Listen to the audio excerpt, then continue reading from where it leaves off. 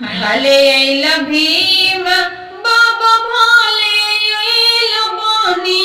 के मसीहा अइल बानी के मसीहा अइल हो कि बाबा हो भारत देशवा रहले जब गुलाम की वही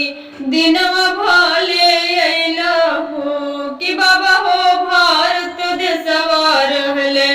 जब गुलाम की वही दिनवा भले अइल हो। भले अइल भीमा बाबा भले अइल बानी के मसीहा अइल बानी के मसीहा अइल हो कि बाबा हो भारत देशवा रहले जब गुलाम की वही दिनवा भले अइल हो कि बाबा हो भारत देशवा रहले जब गुलाम की वही दिनवा भले अइल हो। पिता राम जी के रहलो ललनामा भरला जनम भरत माता के अगनामा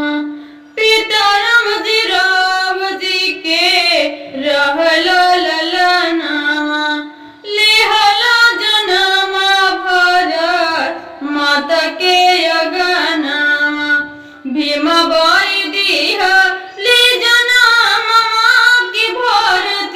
के रतनवा अइल भारत के रतनवा अइल हो कि बाबा हो 14 अप्रैल दिना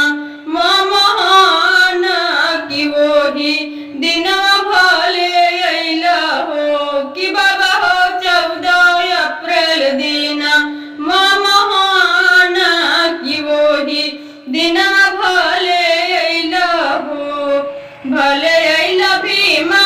बाबा भले अइल बानी के मसीहा अइल बानी के मसीहा अइल हो कि बाबा हो भारत देशवा रहले जब गुलाम की वही दिनवा भले अइल हो कि बाबा हो भारत देशवा रहले जब गुलाम की वही दिनवा भले अइल हो। शूद्र के पढ़े की ना रहे अधिकार हो शूद्र के पढ़े की ना रहे अधिकार हो पढ़े लिखी बाबा कैला सपना सकार हो